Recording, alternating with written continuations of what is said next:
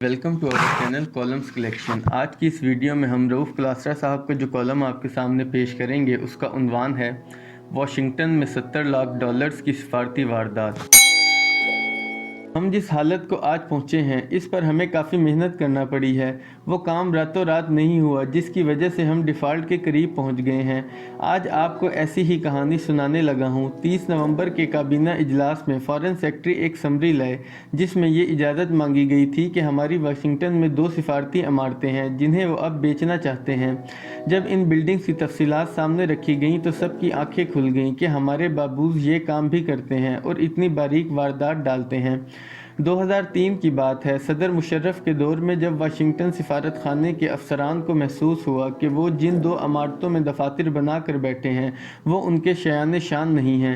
Art street پر واقع building 1953 میں پاکستان کے سفیر سید امجد علی کے دور میں خریدی گئی تھی، جبکہ سفارت خانے کی دوسری عمارت پاکستان کے امریکہ میں پہلے سفیر عبدالحسن اصفہانی صاحب کے دور میں لی گئی تھی۔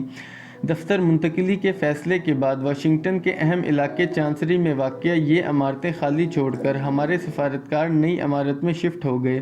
چلیں یہاں تک بھی ٹھیک تھا کہ آپ کو یہ 2 عمارتیں پسند نہیں آئیں یا آپ کے خیال میں یہ اب پرانی ہو چکی تھیں، لہٰذا آپ کو نئے دفاتر چاہیے تھے، لیکن آپ کو یہ بھی سوچنا چاہیے تھا کہ اب ان 2 خالی عمارتوں کا کیا کرنا ہے۔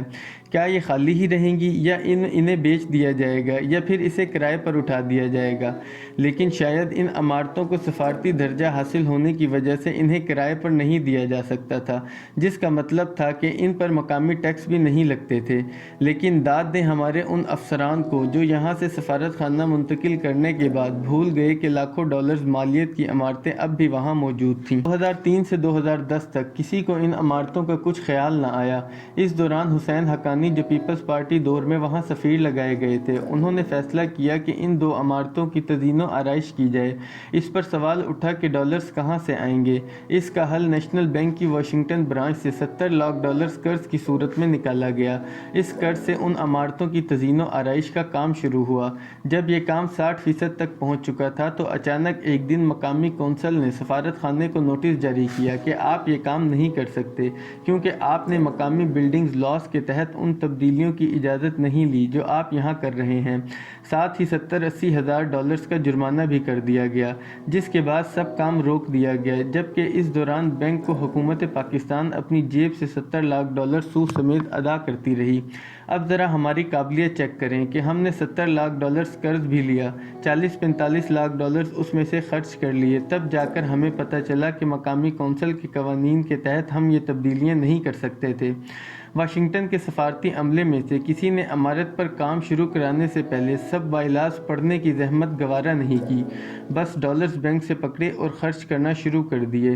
پھر جب کونسل نے نوٹس لیا تو یہ کام روک دیا گیا اور عمارت کو پھر سے خالی چھوڑ دیا گیا، جبکہ بینک کا قرضہ سود سمیت ادا ہوتا رہا۔ واشنگٹن کا سفارتی عملہ اس دن نیند سے جاگا جب ایک دن اسے مقامی کونسل کی طرف سے ایک خط ملا جس میں یہ انکشاف کیا گیا تھا کہ چونکہ یہ عمارتیں پچھلے 15 برس سے خالی پڑی ہیں، لہٰذا اب ان پر سفارتی قوانین لاگو نہیں ہوتے، اس لیے ان عمارتوں پر ٹیکس لاگو ہوگا۔ پہلی قسط کے طور پر کہا گیا فوراً 80 ہزار ڈالرز ٹیکس ادا کریں۔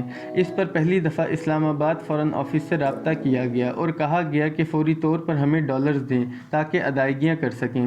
یوں 19 برس بعد فارن آفس میں سوچا گیا کہ اب ان عمارتوں کا ہم نے کیا کرنا ہے۔ 70 لاکھ ڈالرز کے قرض سے بھی 40 لاکھ ڈالرز آرائش کے نام پر پہلے ضائع ہو چکے تھے، قرض اب بھی باقی تھا۔ اس دوران واشنگٹن کے مقامی کونسل نے بھی ہر سال ٹیکس بھیجنا شروع کر دیا۔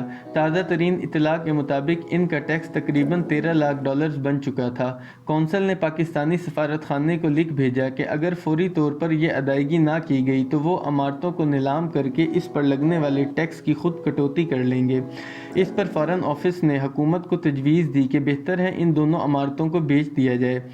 اس پر چند وزارتوں پر مشتمل ایک کمیٹی بنائی گئی کہ وہ فیصلہ کریں کہ ان عمارتوں کا کیا کرنا اور اسے کیسے بچانا ہے۔ 2021 میں عمران خان حکومت کے دور میں اس کمیٹی کے کئی اجلاس ہوئے لیکن معاملہ فائنل نہ ہو سکا۔ اب 30 نومبر 2022 کو وزیر اعظم شہباز شریف کی زیر صدارت کابینہ اجلاس میں فارن سیکرٹری ایک سمری لائے جس میں ان دونوں عمارتوں کو فروخت کرنے کے پلان کی منظوری مانگی گئی۔ بتایا گیا کہ یہ عمارتیں 19 برس سے خالی پڑی ہیں۔ اسے بیچنے کے لیے ایمبیسی نے $45 لاکھ قیمت مانگی تھی لیکن 6 پارٹیوں میں سے ایک پارٹی اب $68 لاکھ دینے کو تیار ہے۔ اسے بیچ کر پہلے کونسل کا 13 لاکھ ٹیکس دیا جائے گا۔ ان عمارتوں کی آرائش کے لیے جو 70 لاکھ قرض 2010 میں لیا گیا تھا اس کے $14 لاکھ بھی واجب الادا ہیں۔ یوں $27 لاکھ واشنگٹن کونسل اور بینک قرضہ واپس کر کے باقی جو $41 لاکھ بچتے ہیں وہ پاکستان بھجوا دیں گے۔ اس پر کابینہ میں شامل چند وزیروں نے رولا ڈال دیا اور شہباز شریف کو کہا آپ ان عمارتوں کو فروخت کرنے کی اجازت نہ دیں۔ یہ ہم پاکستانیوں کے لیے فخر کی بات ہے کہ ہمارے ملک کی بیرون ملک کچھ جائیدادیں پڑی ہیں۔ ان برے حالات میں یہ خیال بھی بہت ہے کہ ہم بیرون ملک کچھ جائیدادوں کے مالک ہیں۔ اس کے علاوہ ان وزیروں کا کہنا تھا کہ عوام اور میڈیا میں اس کا تاثر اچھا نہیں جائے گا کہ شہباز شریف حکومت اب اندرونی کے بعد بیرون ملک جائیدادیں اور سفارتی عمارتیں بیچ رہی ہے، لیکن باقی وزیروں کا خیال تھا کہ نہیں انہیں بیچ دیں اور جو قیمت مل رہی ہے وہ لے کر جان چھڑائیں کیونکہ اس پر اب جرمانے اور ٹیکس اور قرضوں کا سود پڑ رہا ہے۔ یوں شہباز شریف نے ان عمارتوں کی فروخت کی منظوری دے دی۔ بتایا جا رہا ہے یہ عمارتیں اس علاقے میں واقع ہیں جہاں امریکی صدر براک اوباما، ٹرمپ کی بیٹی اور چند دوسرے ارب پتیوں کے گھر بھی ہیں۔ ویسے داد دیں اس عظیم سفارتکار کو جسے 2003 میں یہ بلڈنگز خالی کر کے کہیں اور شفٹ ہونے کا خیال آیا، اور پھر اس سفارتکار کو بھی جس نے 2010 میں اس عمارت کی آرائش کے نام پر $70 لاکھ کا قرضہ لیا جو ہم آج تک واپس کر رہے ہیں۔ اس عمارت کی فروخت سے ہونے والی 50% انکم تو واشنگٹن کونسل کے جرمانوں اور آرائش کی غرض سے لیے گئے قرضے کی سود سمیت ادائیگی پر خرچ ہو گئی۔ اندازہ کریں کہ $70 لاکھ بینک سے قرضہ لیا گیا کہ ان عمارتوں کی آرائش کریں گے۔ اب $68 لاکھ میں عمارت بیچی جا رہی ہے۔